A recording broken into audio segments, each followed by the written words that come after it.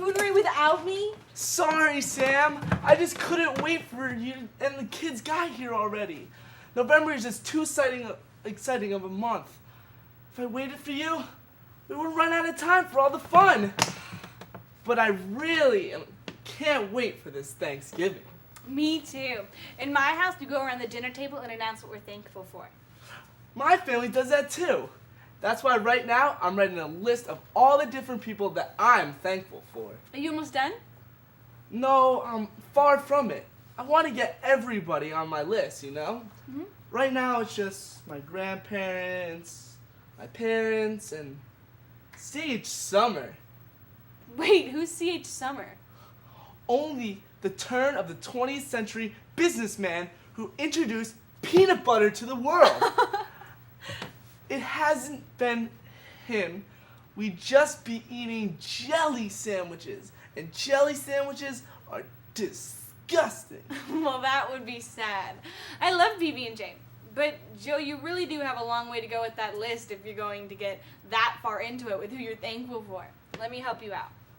Gracias. That means thank you in Spanish. De nada. That means you're welcome. Why don't you put teachers on there? Good one. Teachers always help learn the important lessons that I need to grow up. I should have thought of that. You should probably put doctors on there, too. Doctors are always there to make you feel better when you're sick. Oh, and I have a really good one. What is it? Cops? Cops? Lifeguards? School guard? Oh, I'm thankful for them, too, but I'm actually talking about veterans right now. Oh, yeah. I love veterans. When my cat got sick, what do you think we took him to get him his coughs go away? Well, I didn't say veterinarians. I'm talking about veterans, as in Veterans Day. It's a holiday celebrated every year on November 11th to honor veterans, the living men and women who have served in wars all over for America. Uh-oh. I've been sending thank you cards to the wrong guys all these years.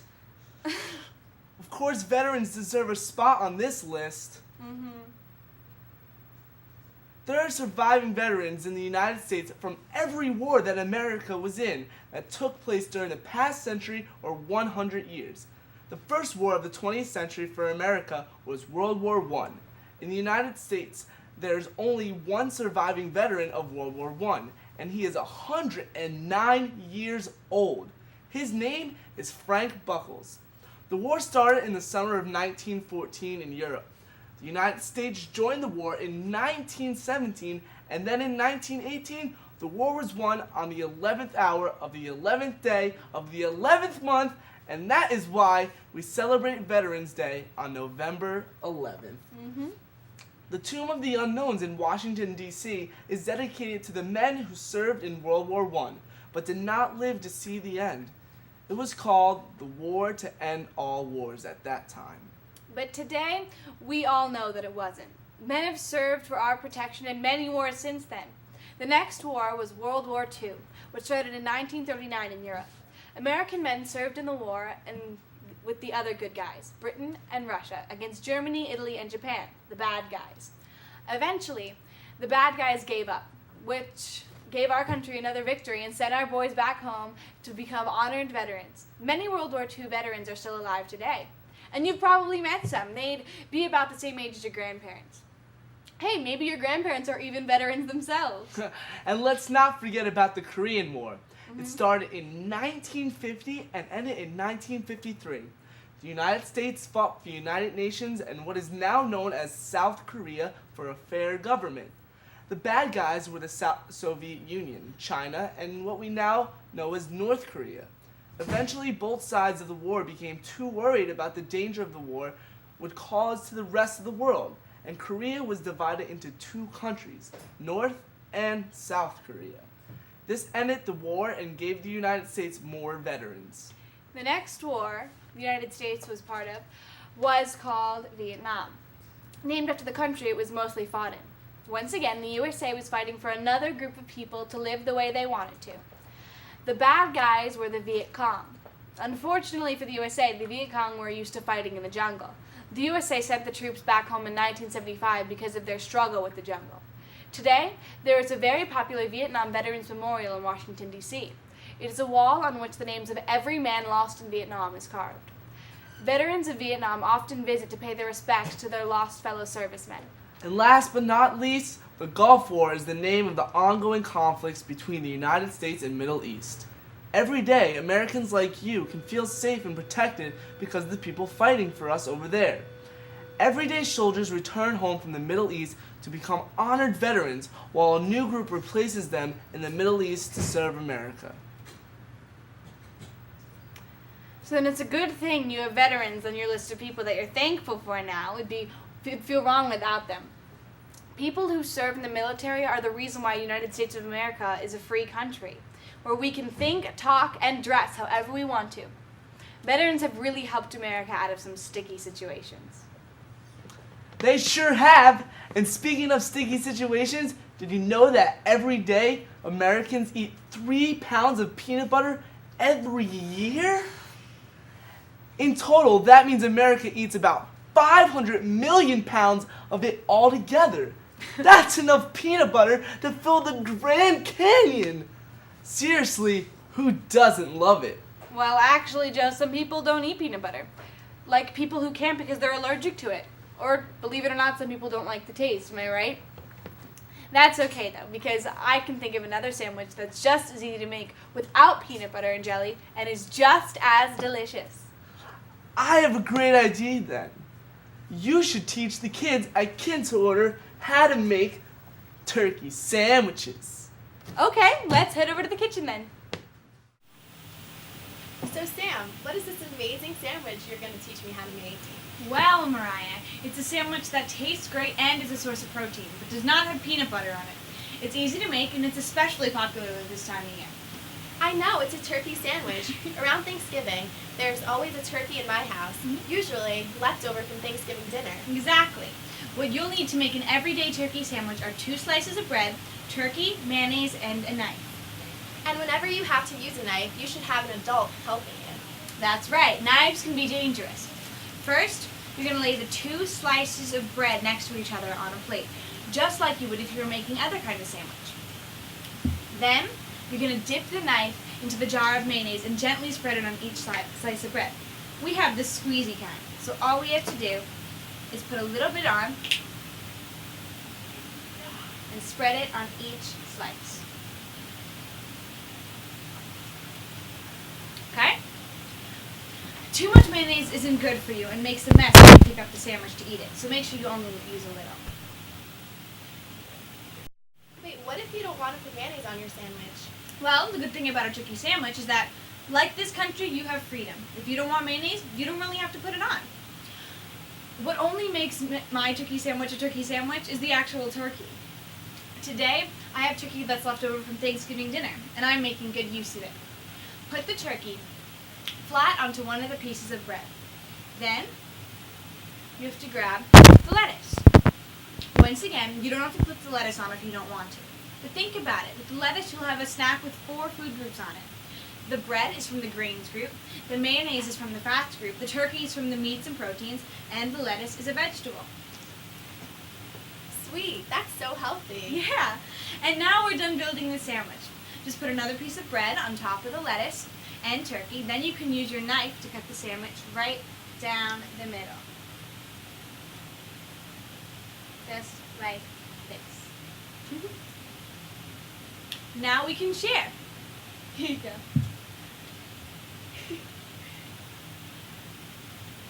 Delicious. I'm going to start making some of these sandwiches. But for now, we better get back to the kids' corner. We have a lot more to cover. We sure do. I'll just clean up and meet you there, okay? See ya. That was quick. Yeah, well, one good thing about making turkey sandwiches is that they're as fast to clean up as they are to make. Well, if you chew with your mouth closed, that is. Yay for manners. All that turkey talks make you excited for Thanksgiving dinner, doesn't it? Yeah. Well, the big turkey, stuffing, cranberry sauce, peas, carrots.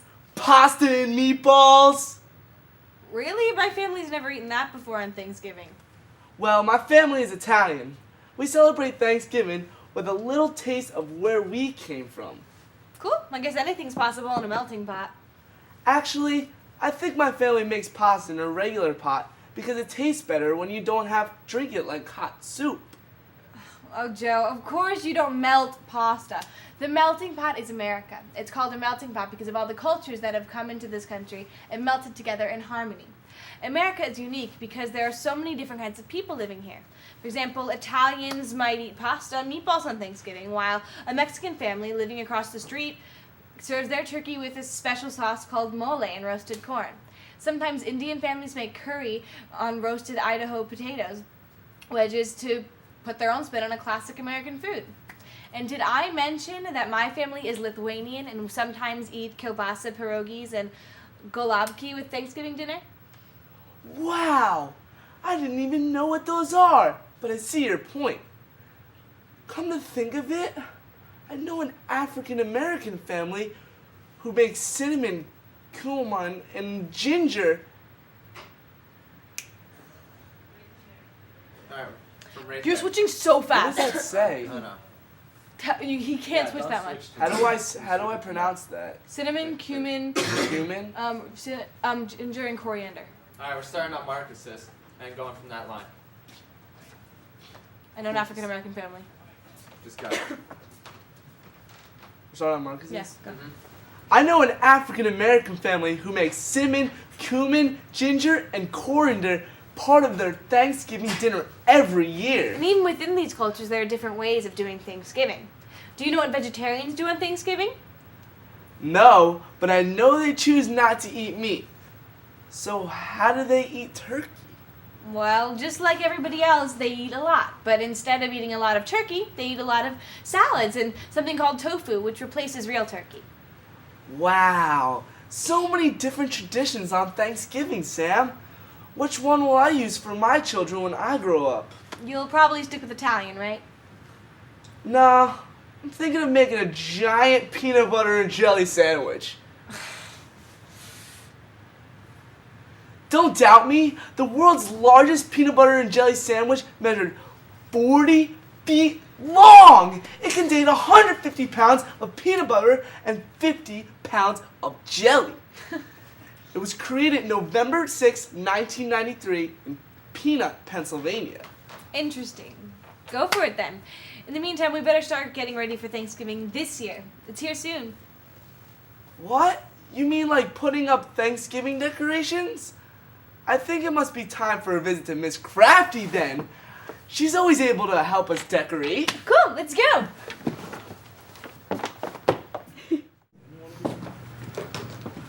Hey, Miss Crafty. Hey Joe, hey Sam. I figured you guys would be stopping around to ask some questions about Thanksgiving decorations. Wow, Miss Crafty. It's like you read our minds or something. Kids Corner could always use more of your arts and crafty decorations, especially around the holidays. So do you have any Thanksgiving ideas for us? Hand turkeys.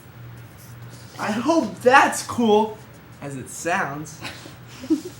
Well, trust me, it is. And it's really easy. So, all you're gonna need is some construction paper, some feathers, and some markers, and googly eyes. Just like this. So first you're gonna start off and you're gonna trace one of your friend's hands. Ooh, can I put my hand down? Yes, you can. So, just trace the outline of their hands, and this is going to be the shape for the hand turkey you're making. So you want to be careful because you want your turkey to look really good. There we go. Alright. I have a big hand.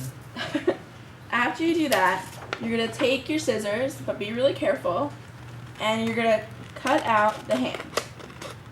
So just go like that and go along the lines. That looks hard. It takes practice. There we go. You know, my art teacher always said to move the paper when you cut instead of the scissor. Miss Crafty has, she has her own ways. No, you're doing it right, Miss Crafty. I'm just telling the kids. Anything that I can get ready for you as you cut, Miss Crafty? Or I'll finish for you, actually. Alright. Then you can get your stuff ready. Alright, so Next I'm going to get my feathers ready. So I'm going to choose 4 feathers out for each of the fingers, besides the thumb, because on the thumb we're going to draw a little face for the turkey. So I think I'll choose this yellow feather. Maybe I'll choose another yellow feather. It's a different color yellow. A white feather. And let's see what else I have. I have this really cool orange feather that I think I'll use. So there we go. You're also going to want to get the glue ready while we're waiting. So, oh, thank you, Sam. So, here's going to be the little face on the little turkey we're making. So I'm just going to take a marker and I'm going to draw an outline for where I want the eye to be. So here's going to be my eye, and then just going to draw a little smiley face. So there we go. Next. Oh, and we can use orange for the beak. Ooh, good idea. There. Now here's a smiling beak. Alright, so I'm going to take my 2 googly eyes right now, and I'm going to put them where I put my little dots. So, whoops. Just be careful with the glue. Alright. Googly eyes are so much fun. Alright, here comes the other eye. And we're just going to put that guy right there. Look at that. Cool. Alright, so next I'm going to take my feathers and I'm going to glue them on with each finger. So we're just going to put the glue right on the paper. And there we go. And it's okay if your feathers are different shapes because no turkey is perfect. There we go.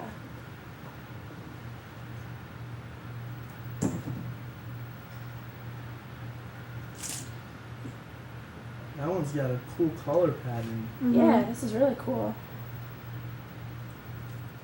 Alright. So, I actually bought some glitter today, just in case I wanted to make my little turkey sparkle. So I'm going to take, oh, that glue stick is empty. So I'm going to take this glue stick, and we're just going to draw little designs. Just get some of my glitter on. You think a turkey would taste better if you put glitter on it? I don't think so. And I'm just going to have this little plate on the side, and I'm probably just going to dump some of my glitter off.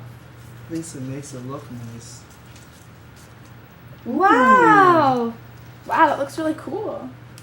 Alright, so the last step would be to take your construction paper, a red color, and then we're going to cut out the little gobbly thing, which is I'm just going to cut out a little round shape. Whoop.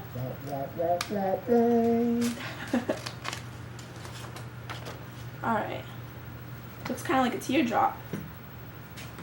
So I'm going to take my glue and put it on my little turkey. And there we go. Just like that. Wow, that looks so good, Miss Crafty. Looks just like the real thing. We can use them to decorate the house. Yeah. Thank you so much, Miss Crafty. Thanks, Sam. Thanks, Joe. Bye. See ya. Bye, Miss Crafty. I hope you guys enjoyed Miss Crafty's new Thanksgiving decorations. I know my home's going to be a lot prettier now. And now we can head over to Naptime Nanny for a wonderful new story. Oh, hello, children. I didn't see you there. Good thing you came, though. Today, I have a story just for you called Thanksgiving at Our House, and it was written and illustrated by P.K. Halliday.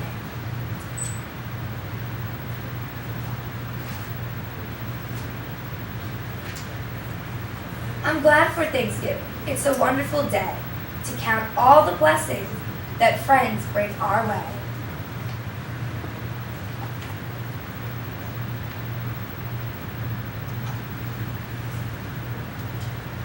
First there's my family, we're friends tried and true. And every Thanksgiving, our friendship shines through.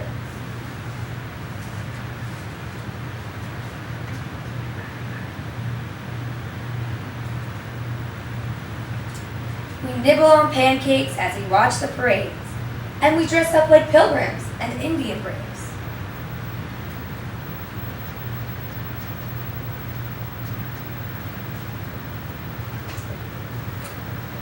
And we like to pitch in with all the Thanksgiving meals, from carrying berries and carting off peels.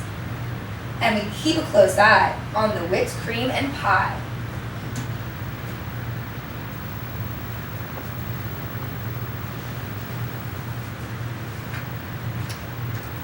Then comes my playmates, what a wonderful crew of happy companions, and so comical too.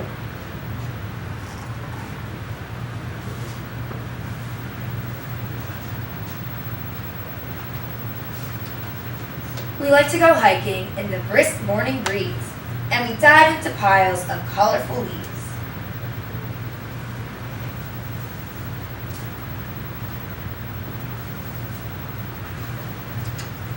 And sooner or later, we're certain to play a game of touch ball, football, running every which way.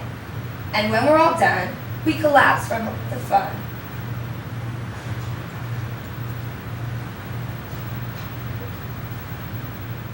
Then I have neighbors, my friends on our street. We usually bring them some treats they can eat. It's warming to see how they light up and smile. Then invite us inside to chat for a while.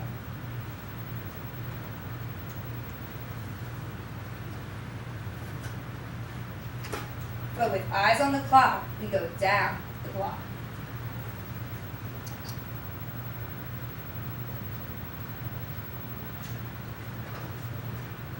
And soon come my relatives, great friends, one and all. Happy Thanksgiving, we cheerfully call. Then our living room reels with hilarious squeals, till we race to our places for the Thanksgiving meal.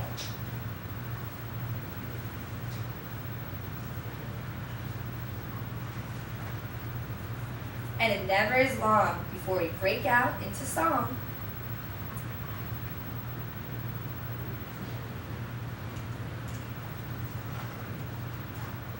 Later that day, as we're saying goodbye, there's one final friend who catches my eye. My trusty dog Rusty is sitting at my feet, impatiently waiting for a Thanksgiving treat. But I know he's been fed, so I pet him instead.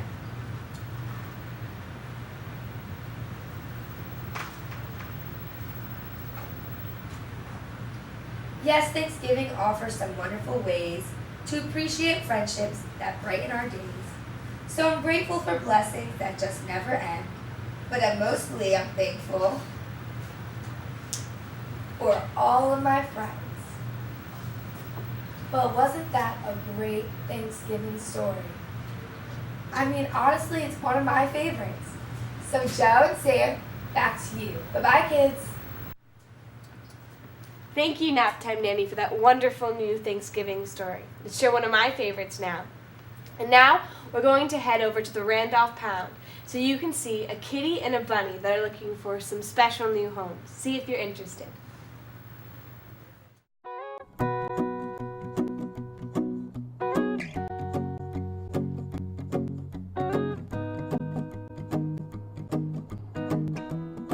This is Ed. He's a New Zealand bunny rabbit. He was found as a stray wandering in somebody's backyard. Once we got him back to the shelter, we realized that he's blind, but he's extremely friendly and social. He enjoys playing with the cats and loves all his treats. And he's just looking for a nice indoor home. He keeps his cage pretty clean. And he's good friends with one of the cats. This is his friend. This is Courage the cat. And they like to play together. He's a young cat, a male. He's neutered. He's probably about 8 months old.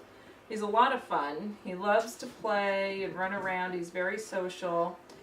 He can also be very affectionate. He seems to be calming down a little bit now. He loves to run around and play, but then when he's done, he can cuddle up and give you kisses and hugs. He's very handsome. He likes to play with the other cats, but sometimes he can be a little rough, so he might do better as an only kitty. Although he gets along great with the bunnies here. So he's always entertaining. If you're interested in any of those animals, give the Randolph Pound a call. Next month, we're going to have some very exciting things to do, so you better tune in. We have Hanukkah, Christmas traditions, new ways to go sledding, and even a wonderful new story from Naptime Nanny. So I'll be sure to see you next month. Bye!